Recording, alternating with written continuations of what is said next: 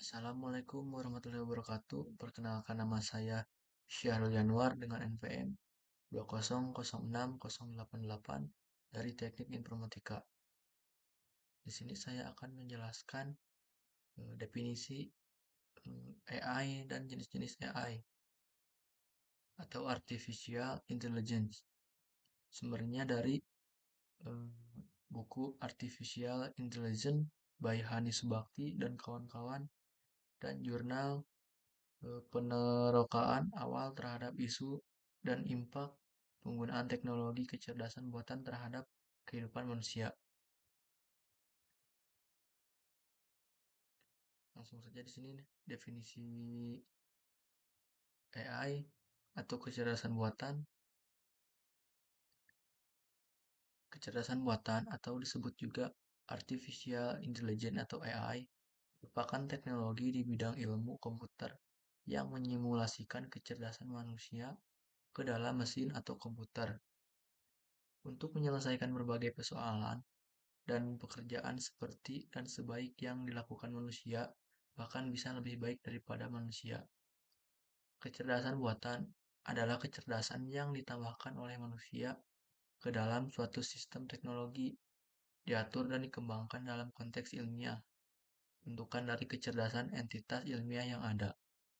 Pada dasarnya, kecerdasan buatan atau Artificial Intelligence atau AI ini adalah suatu pengetahuan yang membuat komputer dapat meniru kecerdasan manusia sehingga komputer dapat melakukan hal-hal yang dikerjakan manusia di mana membutuhkan suatu kecerdasan, misalkan melakukan analisis, penalaran untuk mengambil suatu kesimpulan atau menerjemahkan dari suatu bahasa ke bahasa lain. Definisi kecerdasan buatan atau AI ini dapat dibagi menjadi dua, yaitu pertama definisi kecerdasan buatan menurut para ahli, dan kedua kecerdasan buatan dilihat dari berbagai sudut pandang yang ada.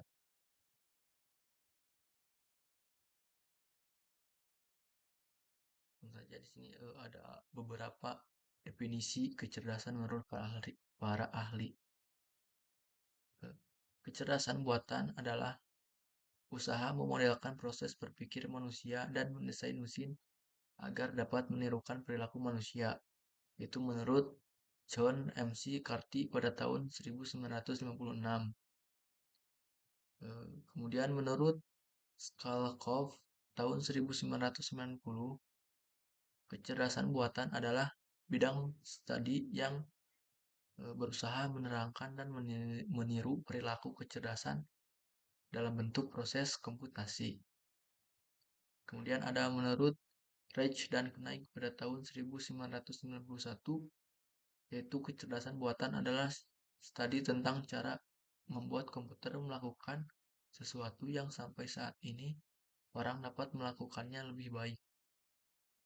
Dan masih banyak lagi definisi AI menurut para ahli yang lainnya. Kemudian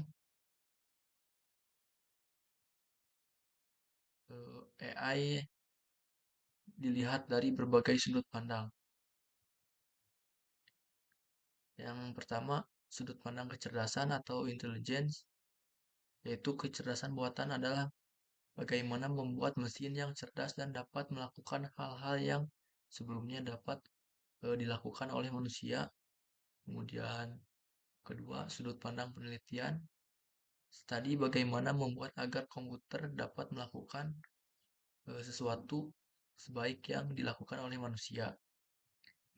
Kemudian yang ketiga, sudut pandang bisnis, yaitu kumpulan peralatan yang sangat powerful dan metodologis dalam menyelesaikan masalah-masalah bisnis. Kemudian yang terakhir, sudut pandang pemrograman atau programming, yaitu kecerdasan buatan termasuk di dalamnya adalah studi tentang pemrograman simbolik, pemecahan masalah, dan proses pencarian atau search. Kemudian di sini ada jenis-jenis AI dari berbagai sumber.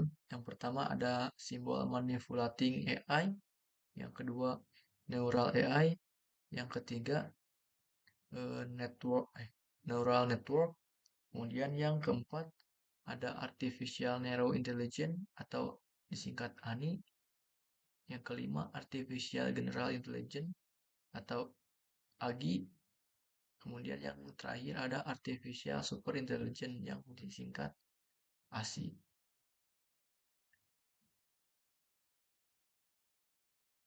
Eh,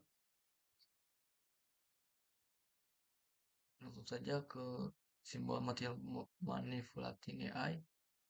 Simbol AI yang satu ini bekerja dengan simbol abstrak.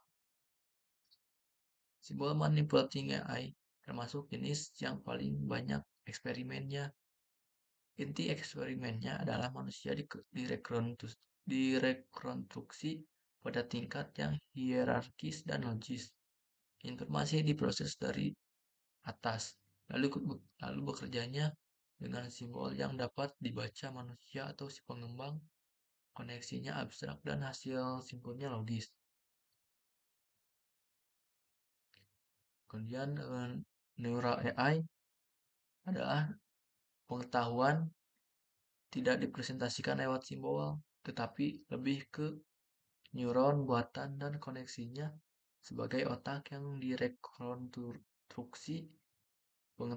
Pengetahuan yang terkumpul nantinya dipecah menjadi bagian-bagian kecil atau disebut neuron dan kemudian dihubungkan serta dibangun menjadi kelompok-kelompok. Nah, pendekatan ini dikenal sebagai metode bottom up yang bekerja dari bawah, tidak seperti simbol manipulating AI yang pertama penulis jelaskan.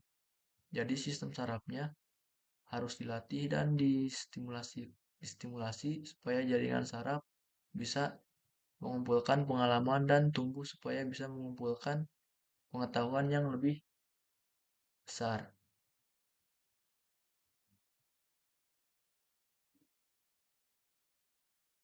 Kemudian yang ketiga, neural networks. Neural networks diatur ke dalam lapisan yang terhubung satu sama lain lewat simulasi. Lapisan paling atas adalah lapisan input, yang logisnya seperti sensor. Sensor yang dimaksud adalah penerima informasi yang akan memproses dan meneruskan ke sistem. Ada setidaknya dua sistem atau lebih dari 20 lapisan dalam sistem besar lapisan yang tersusun secara hierarkis. Lapisan-lapisan ini mengirim dan mengklarifikasikan informasi lewat koneksi. Di bagian paling bawah adalah lapisan output yang umumnya punya jumlah neuron buatan paling sedikit. Kemudian selanjutnya Artificial Narrow Intelligence atau ANI. ANI merupakan sistem AI yang mampu menjalankan sesuatu yang mudah dan ringkas. Contoh, ia mampu memesan kekurangan minyak kereta dan memberikan isyarat amaran kepada pemandu melalui nyalaan lampu pada dashboard kereta. Dan yang kelima, ini Artificial General Intelligence atau AGA. Kecerdasan buatan yang sudah mencapai tahap ini mampu dan setanding pemikirannya dengan manusia, malah mampu berpikir lebih pantas daripada manusia. Pengiraan dalam jumlah yang besar dan melibatkan proses kiraan campur seperti bahagi, darab, tambah, tolak, puncak kuasa, dan sebagainya adalah sukar untuk dikira oleh manusia dalam masa yang singkat. Namun mesin yang mempunyai AGI ini mampu untuk mengira dalam 10 juta kali lebih pantas berbanding manusia.